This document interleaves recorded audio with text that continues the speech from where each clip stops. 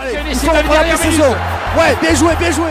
Bonjour à tous, c'est Guillaume de Sport Focus et bienvenue dans une nouvelle analyse. Alors aujourd'hui, comme chaque début de semaine, on va faire le récap de la semaine avec tous les événements sportifs qui se sont déroulés lors de la dernière semaine. Et comme chaque semaine, je vais faire 3 vidéos, une sur le tennis, une sur le football et une avec tous les autres événements de la semaine qu'il ne fallait pas rater. Et donc évidemment, si vous voulez aller voir les autres vidéos, elles sont disponibles sur Instagram ou YouTube. Mais concentrons-nous sur ce qui nous intéresse, c'est-à-dire tous les événements sportifs en général qui se sont déroulés cette semaine, à part le tennis et le football. Alors commençons directement par le cyclisme, avec Roglic qui a gagné le Tour du Pays Basque. En effet, le plateau était quand même relevé avec Pogačar et du coup ça refaisait le duel du Tour de France de l'année passée. Et au final, c'est Roglic qui a remporté l'épreuve en s'imposant d'abord au contre-la-montre lors de la première journée. Ensuite, il a quand même assez bien géré son avance, même s'il s'est fait une petite frayeur en perdant son maillot de leader à la 4e étape. Au final, il a repris son avance sur la dernière difficulté de ce Tour de Pays Basque parce qu'il a fait une attaque décisive dans les 6 derniers kilomètres qui lui a permis de gagner cette épreuve. Passons au Québec maintenant où c'est encore très serré dans quelques poules pour savoir qui va aller en demi-finale des playoffs. Alors chez les messieurs dans la poule A,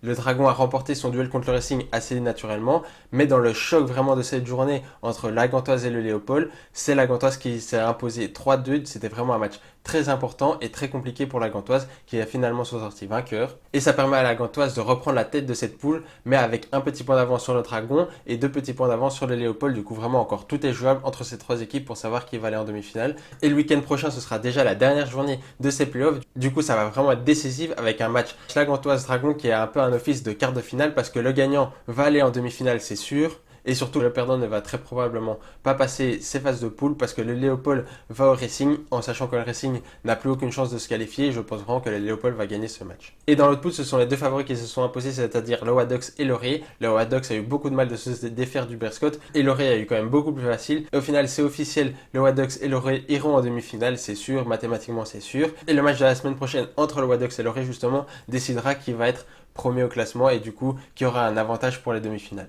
Passons chez les filles maintenant avec la poule A où la Gantoise continue sans faute et est première de loin. Mais la bonne affaire du week-end, c'est le Victory qui le fait, qui a remporté son match contre le Brasgata et un match qui a été très important et du coup le Victory s'est donné l'espoir d'aller en demi-finale. En effet, le week-end prochain ils vont jouer contre la Gantoise et ce match ça va être encore une fois un quart de finale. Et dans la poule B c'est très intéressant parce que le Dering a remporté son match contre l'Héraclès et c'était logique parce que l'Héraclès est vraiment largué dans cette poule. Et lors du choc de cette poule entre le Dragon et le Racing, ça a accouché d'un nul 1-1 et du coup tout reste à faire parce que lors de la dernière journée les deux premiers vont s'affronter, c'est-à-dire le Dering et le Dragon qui sont à égalité de points. Et ben ça va vraiment être un duel au sommet. Et le Racing aura encore une possibilité d'être qualifié parce qu'ils joueront contre l'Héraclès. Et s'ils remportent ce match, il y a quand même une grande chance qu'ils soient qualifiés pour la demi-finale parce qu'ils n'ont que 2 points de retard pour une place qualificative. Passons au golf maintenant où il y avait le Masters d'Augusta qui se jouait ce week-end. C'est un des grands chelems au golf, du coup c'est vraiment l'un des tournois à ne pas rater de l'année. Et c'est le japonais Matsuyama qui a remporté. C'est le premier japonais à remporter le Masters et même un grand chelem en général. Vraiment bien joué à lui. Il a souvent été très bien placé dans les tournois et là finalement c'est la consécration pour lui. Il a remporté la veste verte. En général, il a été très bon tout au long des 4 jours, surtout lors de la 3e journée où il n'a pas fait un seul bogey. Il a rendu une carte exceptionnelle et c'est là où il a pris la tête. Et au final, lors de la dernière journée, il s'est quand même fait très peur parce que sur les 4 derniers trous, il a fait 3 bogeys. Il n'y avait plus qu'un coup d'avance. Mais on peut dire que sur l'ensemble des 4 jours, c'était le meilleur. Ou à part dans les derniers trous où là, il y avait vraiment la pression qui se faisait sentir, c'était le meilleur. Passons au rugby maintenant où il y avait les quarts de finale de la Champions Cup. Alors ces quarts se jouent sur un match simple et du coup c'était vraiment des matchs très intéressants, très intenses. Et au final il y aura 3 clubs français en demi-finale, à savoir La Rochelle, Bordeaux et le Stade Toulousain. En effet ces 3 clubs ont remporté leur quart de finale. Ensuite il y aura l'équipe du Leinster qui sera aussi en demi-finale. C'est une très grosse équipe qui iront à l'extérieur contre La Rochelle. La Rochelle qui a fait une très grosse performance. Ça va être un match explosif avec peut-être sur papier un léger avantage pour le Leinster. Mais comme c'est à La Rochelle ça va quand même être un match exceptionnel. Et l'autre demi-finale sera entre Bordeaux et le Stade Toulousain. Pour moi, le Stade Toulousain m'a vraiment impressionné dans ces quarts de finale.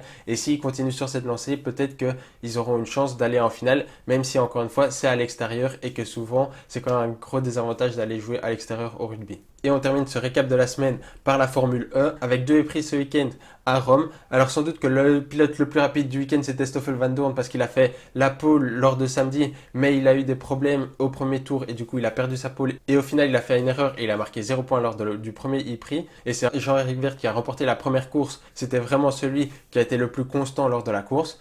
Mais lors de la deuxième course, c'est bien le Belge Stoffel Van Dorn qui a remporté cette deuxième e-prix parce que certes c'était le plus rapide, mais aussi lors de cette deuxième course, il n'a vraiment pas fait d'erreur. Il a été opportuniste, dès qu'il avait une opportunité de dépasser, il a dépassé et ensuite qu'il était devant, il a bien géré ça. et c'est une juste récompense pour lui qui était sans doute le plus rapide ce week-end.